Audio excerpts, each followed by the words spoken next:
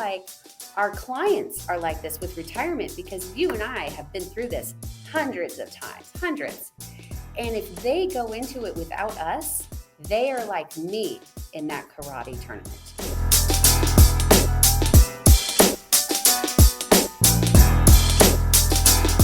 You are tuned into the Only Human podcast, where financial advisors learn how to stay irreplaceable in a world of AI.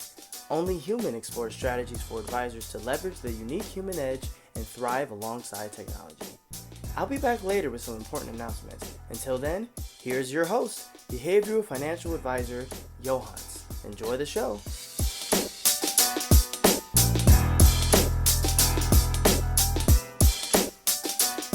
Welcome back to Only Human. I'm Yohance Harrison, your wonderful host. I am here today with another fellow financial advisor, Shelby Rothman of Enjoy Financial.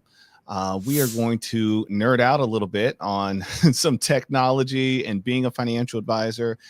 Interesting thing about the two of us, between the two of us right now, you have 50 years of experience. I know we don't look it. We both look 25. We started at 0, but 50 years of experience right here. So advisors, if you're new to the industry, you're going to learn a lot about our journey. And today we're going to be going deep on how stories are so much better than data. I mean, data's cool, but stories are better. So Shelby, welcome to Only Human. How are you? Hi. Thank you for having me. I'm well. Thank you. Good. So Shelby, let's just start with your history of getting into the business as a financial advisor. What attracted you to financial planning? Why did you decide to do it? Why are you still doing it? Sure. So I was always really good at math and English in school. And in college, though, I really realized that I had a different talent when, as a sophomore over here at Azusa Pacific University here in Los Angeles, I was already acing my finance classes. And so the school actually started paying me to teach all of the rest of the students, all the way through seniors, $10 an hour. This is, again, 26 years ago then, to tutor. So for the rest of my college career, for 3 years, I was the only finance tutor for my school. So what I learned from that was how to tell stories. And we had a really good basketball team, and they never got good enough grades to be able to be eligible to play. So I had to teach it's true. So I had to teach really good stories to these people so they could understand it and then apply it so they could get C's or better so they could play. And that's really where I realized, okay, I think I have a talent in this. And now I've kind of honed that story. To tell you the truth, it's not even just that that's what your podcast is based on.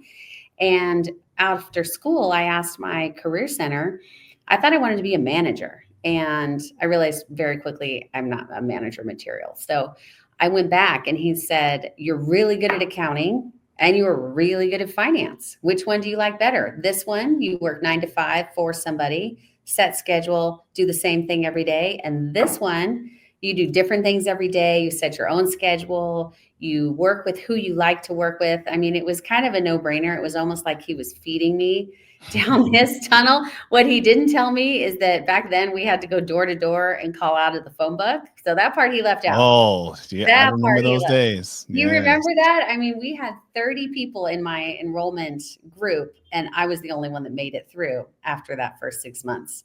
But that's what took me to the industry. I knew I was really good at that one thing. And if I could learn to transition that into making clients, I knew I could be successful. So you, being that it was 25 years ago, and you mentioned the phone book, the door to door. Wait, so was that, what firm was that? Was that Edward Jones? No, but it was called Fortis Investors. And Fortis. I remember Fortis. You okay. Remember it? Yeah. So we were part of a group of, I think, 12 offices, and we had our whole handbook. We had the fact finder that had little mini closes along the way, and we had to practice your rebuttals. Yeah. Oh, yes. The answer thing, even for the phone, you had this flip chart. And I mean, that's just how we did it. We hand wrote our plans for financial plans. That's what we did. We used our calculators. So I had to make 100 calls a day. Still have mine. Yes, you still have yours. I have the other one, the longer one. So I have the longer one too, but I'm so used. I'd rather put the number in, press enter, and then tell whether I want to add, subtract, or divide. I, I'm just addicted to it. I don't know, but I Yeah, still. yeah. Mhm. I have one in all three of my desks at my three offices. So it's just that's what you lean on. It's your foundation. So Indeed. I started then. Yeah, you had to make 100 calls a day. Said I think it was 12 appointments a week and 12 see eight appointments a to week. 10. Yep. Write one Hmm. to two pieces of business. It was hard. It was really Yes. hard. Yes. And back then we were a lot more We, we were product 5 years dependent. old. Yeah, exactly. We were 5 years old, and we were very product dependent because that was in the days of A shares and B shares and Yep, C shares. yep, And if you had an yep. insurance license, some insurance to go along with it.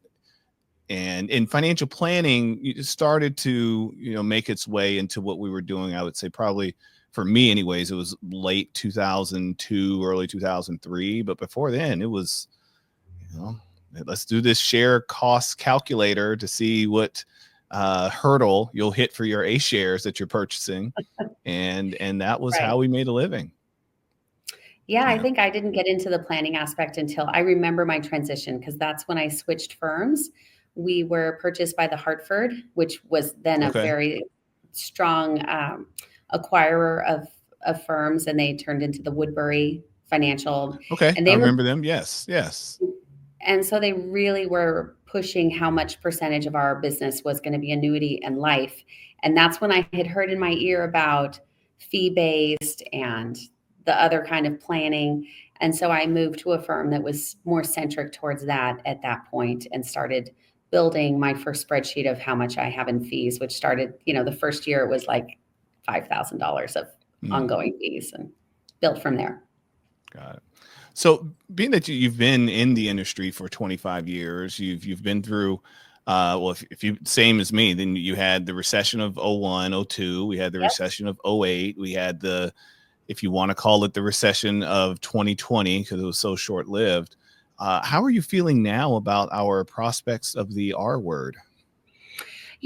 I feel like people are so much more fearful just because of whatever political affiliation they are. They're very passionate about that. So they're more hesitant. I mean, more possibility of them just being fearful and pulling back. So I've had to talk a lot more with clients off the ledge, but I Same. will, you know what I mean? And I feel like it's because they're so much more passionate about their political views, whatever those might be.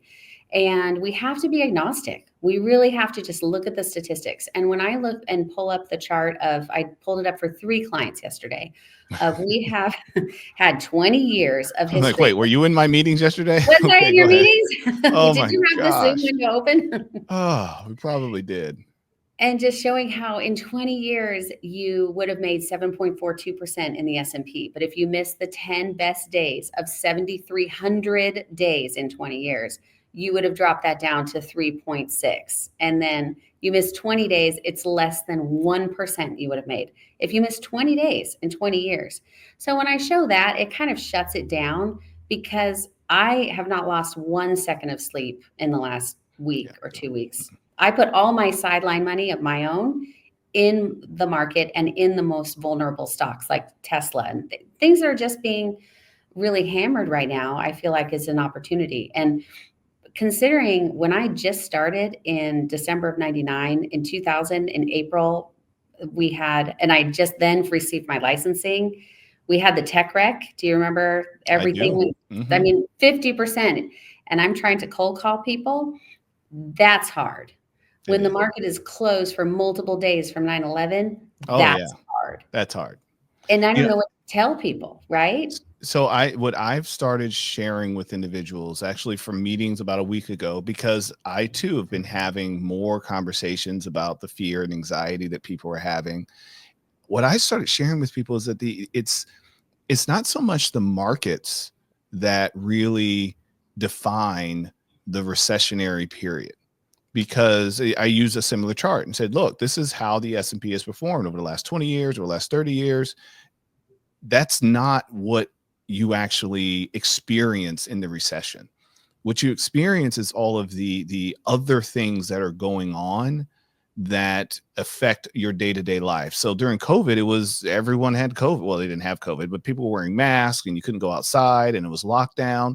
that was far more dramatic than how the markets reacted. And then if you go back to 2007, 2008, it was the people that were losing their homes, or they lived in neighborhoods where they just stopped building homes and homes were vacant. And the layoffs that were happening, that was far more dramatic than what the stock market actually did. And then the same thing going back to 2001, the fact that planes went into a building and those buildings fell and we found ourselves headed into a war, far more dramatic than the stock market.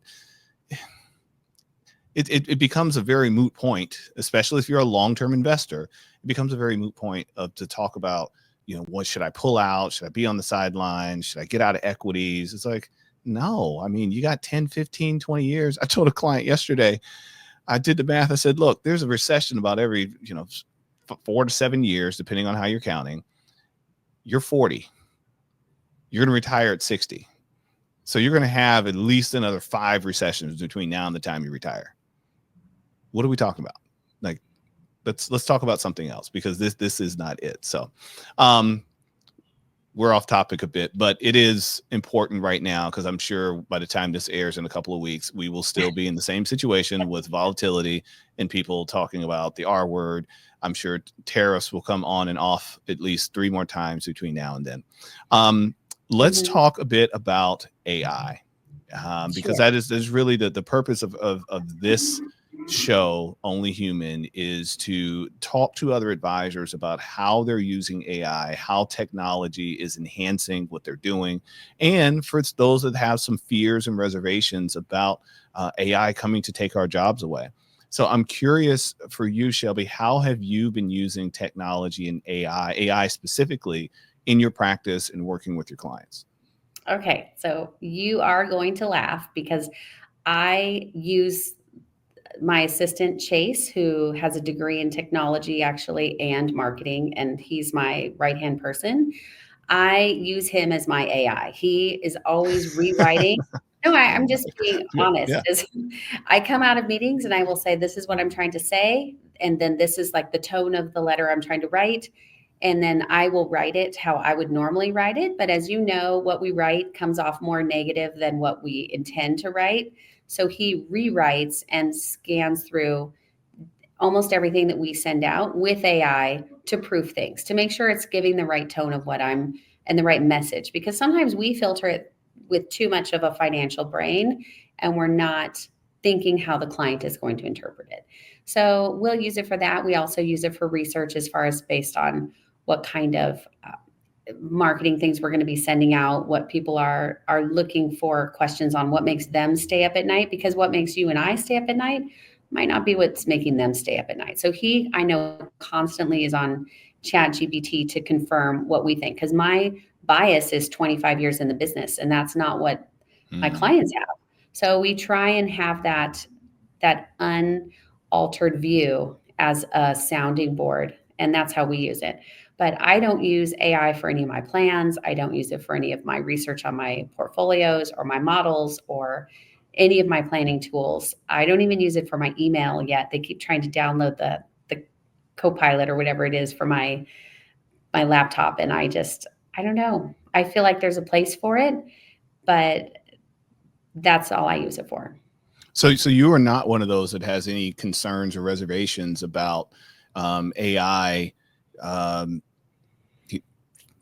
devaluing the level of service that you're able to provide. It sounds like what the service that you provide is somewhat AI agnostic. I mean, AI is a tool that you do implement in a few areas, but it's not a core part of how you deliver service to your clients. It is not. It is absolutely not. Now, if Chase, my person, uses it for more than what I'm telling you, that's what I know that we use it for, because I ask for that and we get the second opinions on those emails and other things we send out. And then I'm the ultimate one, though, that reads and makes sure that it's the message I want to deliver. And I think that people are so cookie cutter when they are using that, because the AI doesn't know that you are a plumber and you have a autistic child, and that your wife has a fear of going back to work ever since COVID. So what can she do from home? And then what is our retirement plan? And we don't like international because we just don't trust anything outside of America. How can you put that in an AI and get a financial plan? So I have a lot of middle America clients, and sometimes these less sophisticated clients are more fearful than the more sophisticated that understand the cycles and things like that. And they want to put their money under their mattress. So they're not trusting AI either, but they don't trust you until you understand them and who they are and what their dog's name is and things like that. So I don't think that we would ever be replaced by AI. And I think that new advisors sometimes don't realize what their value is, and they think their value is in their returns or just their standard retirement plan that they put in e-money or something like that. And that's not, because any computer can do that. Your value is you and how you can understand somebody as a person and then put that on paper. But it's not a cookie cutter. Yeah, any client that decides to leave me for my returns, I can't. I'm like, please leave, Yeah, because obviously we did not have a firm understanding of my role exactly. at Exactly. all. So I was in a meeting the other day, and the client has another advisor, and they just kept talking about their returns were better than mine. Mhm. But my client was 92, and she has no business worrying about equity returns. She's so fearful in this market. So who cares if you don't have any equities? Don't have any equities. Yeah. We do institutional CDs and MIGAs, and the other advisor does mostly equities for her and tries to make sure she knows, just don't look at that statement. Well, you're not listening to her. And the other advisor is, I think, I don't know, 19 years old. He looks like Yeah. 19 No, to me. I lost a client about a week ago, a rather large client, had two advisors, and it had been that way for 11 years, where there was this other advisor that was managing a part of the portfolio. I had another part. We started off with the same amounts of money 11 years ago, and I'm listening to the client in retired, concerned about the markets, concerned about inflation, concerned about longevity. The list goes on and on and on. Listening to the client, concerned about markets, concerned about volatility. I mean, I would get long emails at 1 o'clock in the morning, concerns about volatility. And I would respond, I don't know why you're concerned about this portfolio. It's 60% of it is in bonds, 40% is in equities. You're not going to have that much volatility. You need to be concerned about that other portfolio. However, we've been in a bull market for the entire time. Right. So finally, that other advisor basically said, look, if you'd had all your money with me, you'd have twice as much money right now. And she sent the email like, hey, you've been great. You've been awesome. It's just going to be easier if we put it all in the same place. And I was like, what I wanted to say is have fun, but I said something a little bit more eloquent than that and wished her the best and said, if you ever need anything, I'm here.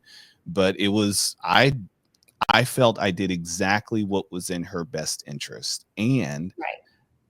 they didn't need to make a 10% rate of return. That's what I was saying. And she kept saying, I get so scared.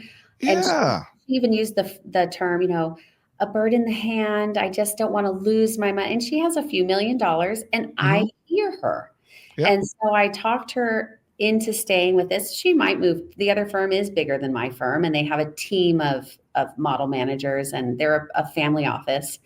And that's fine if you choose that, but I'm not going to strong arm my clients into a 60/40 or Yeah. 80/20 or whatever it is, if the client doesn't want to be, or if they don't need to be. She's 92 and has plenty of money. And if she's fearful, let's just be tax efficient and safe and go to bunco and pickleball. What you want Exactly. to do. Don't worry about the stock market. Please don't. So let's talk a bit about stories. Can you share with our other advisors that are listening and those that are studying to be advisors and NCFP courses and things of that nature? How do you incorporate stories into your conversations with clients? Because I do feel that's something that AI probably can't do very well. No, and I have to tell you, so I have gone to the gentleman's name is Pat Quinn, who is a seminar public speaking coach, and he has coached Tony Robbins and other people. And I was fortunate enough to sign up for one of his things and even get an individual session of him auditing my stories. He'll audit each story you're going to incorporate for its Oh, that's cool. Yeah, super cool. So now, even with seminars, I know I'm supposed to have 3 stories, and there's a different kind of story for each part of your seminar. And in a client meeting, he didn't audit those, but it really gave me an understanding of how the clients interpret your stories. You never want to come across as haughty or prideful in your, things like that I have a super fancy, nice motorhome. I'm not going to talk about that, or a fancy car that I drive. You're going to talk about things that are relatable to whoever you're speaking to, and get them to relate to that. But it also has to be genuine. So like my story of when I rebranded as Enjoy with a capital J is because my middle name is Joy, and my whole message, you have to find your message. My real message is, I don't care if you have a $50,000 a year job or a $500,000 a year, $5 million a year job. I want people to find the best joy for that amount of money that they have.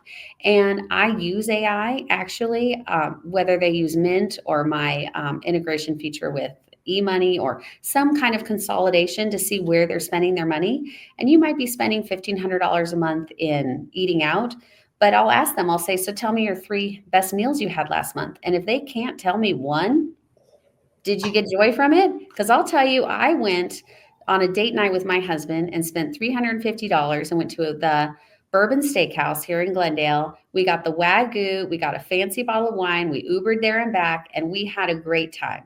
That's the only meal I can remember from last month. That brought me joy. And if something brings you joy, let's spend for it, let's save for it. And if you can't remember that $1,500, nothing, I don't know what it was, but it did not bring you joy. So I try and define that by seeing where they're spending. And I'm not going to do it by hand. So we do use one of those consolidating. And then we build our plan off of that and then I use real stories about that. Like I'll give you an example for me, because we can always tell our own stories. My husband wanted to rebuild his off-road truck. And so he told me it'd be about 20,000, which, do I care about off-roading? Not at all. Do I think that sounds fun? No, not at all. I sit in the motorhome, I drink my wine, I cook my food, but he really wanted to have more of an experience. So we ended up spending $36,000. I was livid when I got the final bill. This has been almost a year. He talks about it almost every day, how much he loves this truck. We live pretty close to off-road. He goes every time he picks up our son early, they'll go off-roading. He shows me videos of him jumping. He has, I guess, a super, super suspension. Again, not my language. And it brings him so much joy that I get it now. So I can't judge what brings people joy, but I'll share a story like that, not because I care about how much we spent on it, but because I can see what brings joy to us. And it's totally different than what would bring you joy.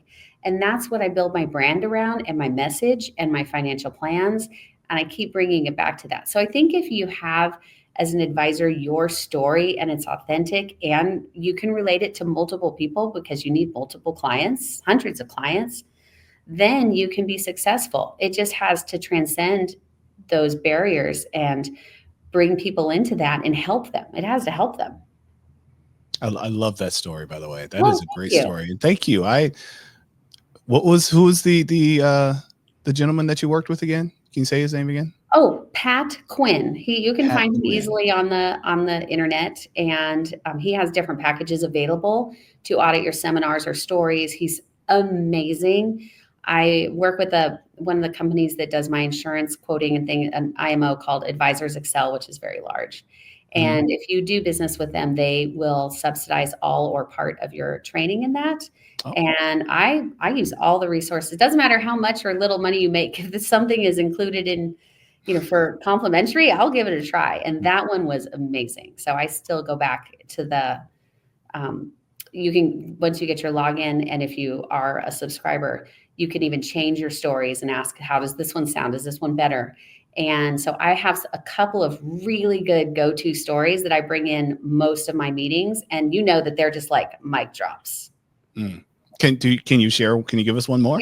Yeah. I'll give you another one. So this is usually a story for seminars, like when I open them up, is that, so I've never been in sports till my son became in first grade. So he's now in karate. And so before that he did like t-ball, and everyone's gone to the t-ball or soccer, and I bring my mimosa, I bring a couple juice boxes for my baby, and an hour and a half later you're done, right? We know it. So he had his first karate tournament, so I bring juice boxes, some apple pouches, a jacket, and again I had a baby at that time, so she's a toddler now. So we go to the karate thing. I did not realize that when you go, nobody told me. They just said, show up at 8. This is the address. It's at a hotel. Nobody told me.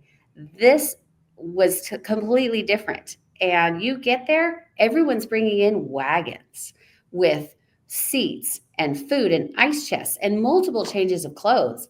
And you come in, and it is like the Karate Kid movie with these big rings and stages and bleachers. And I'm here with just a baby in a backpack, and I didn't know. Nobody prepared me. I felt so underprepared. The food only takes cash. Who carries cash? Who? I think I had $5. So I'm having to DoorDash and run outside of this convention center to find food for my kids and not lose my seats. I don't have the right jackets. I didn't bring him a change of uniform.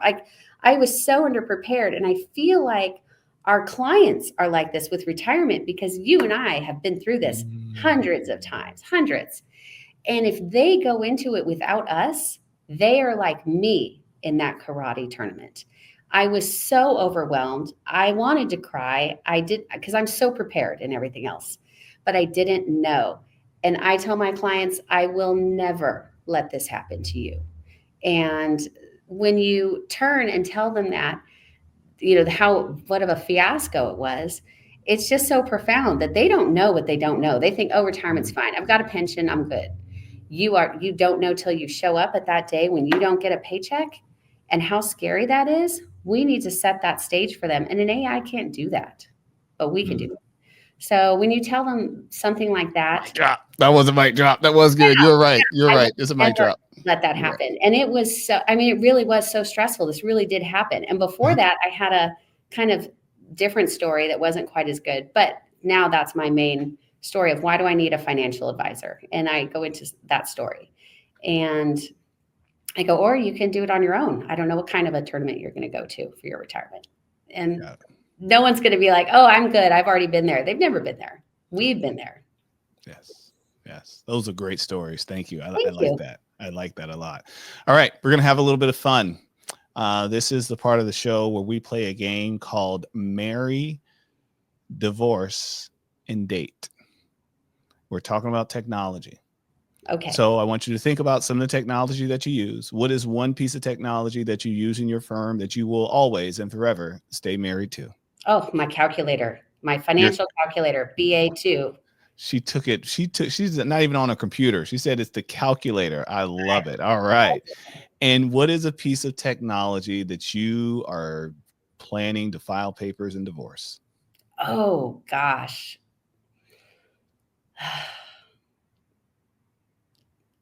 Oh, you didn't prep me on this one, so I'm not quite sure. But I would say, I don't know.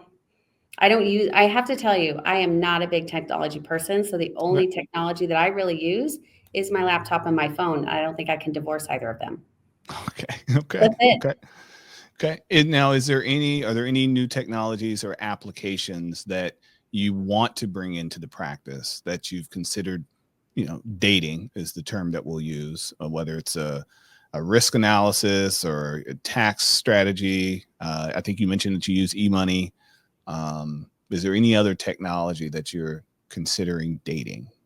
So I just started dating Stonewood. I don't know if you're familiar with them. No, it's a new one. What's that? I love it. So I just paid for the first year. So we are dating officially. Okay.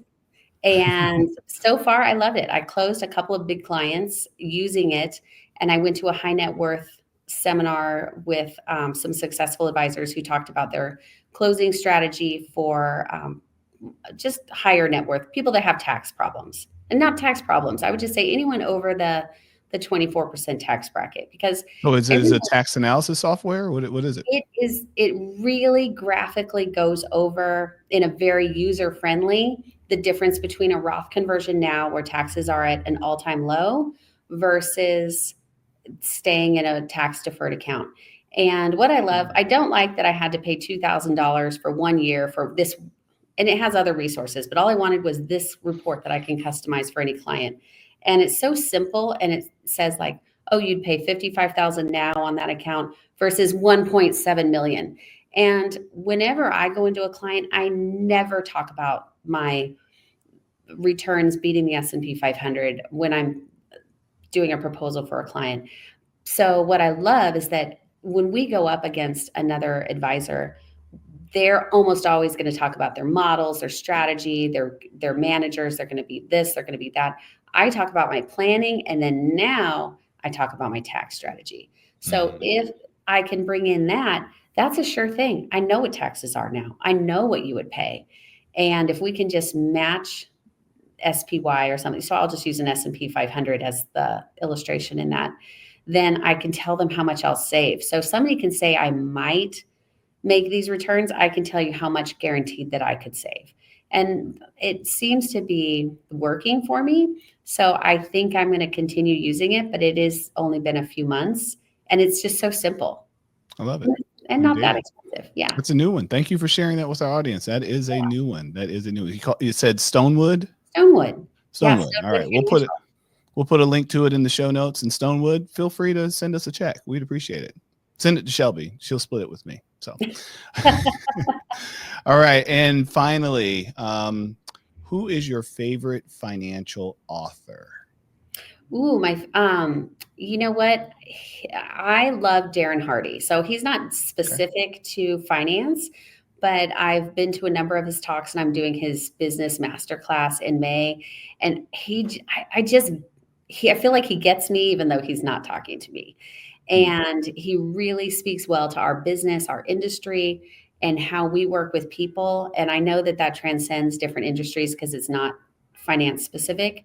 But I really feel like if you're bringing your office from where I was a few years ago, just me and an assistant, and now there's 6 of us in my office, if you're trying to build, he's your guy. And so that's why it's very relatable to where I am. Shelby, thank you so much for joining us on Only Human. It was so great to hear from you and learn those stories and how they can be so impactful in interactions with clients, because it is something that AI can't do. As you mentioned, AI does not, we've mentioned it on previous shows, AI can't empathize. It cannot. AI doesn't know you. AI doesn't know clients. AI doesn't know your experiences. It doesn't know your clients' experiences. It doesn't know how to relate. It just knows how to figure out what the next best word is going to be in a series of words. That's it. It has its place, but it's not to replace you. So we will see you next time on Only Human. I almost forgot, Shelby, one last thing. If anybody wants to reach out to you, how can they find you? Oh, sure. You can go to our website at enjoyfinancial.com. We'd be happy to hear from you. All right. Well, thank you again, Shelby, for spending some time on Only Human. And do yourself a favor. Go find another advisor that's doesn't have a financial calculator as their top piece of technology. Man, that was good, Shelby. I love that. Find someone that doesn't have a financial calculator as a top piece of technology, and have them to have a listen to this episode. We'll see you next time. Take care.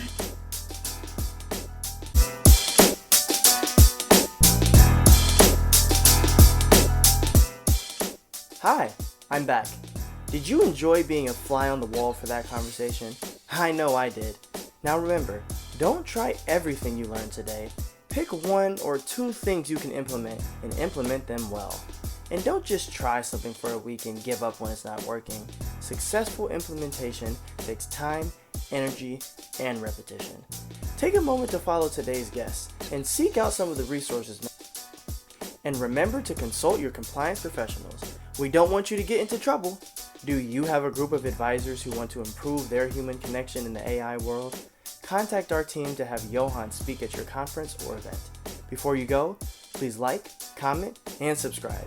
If you're on YouTube, click the bell for notifications.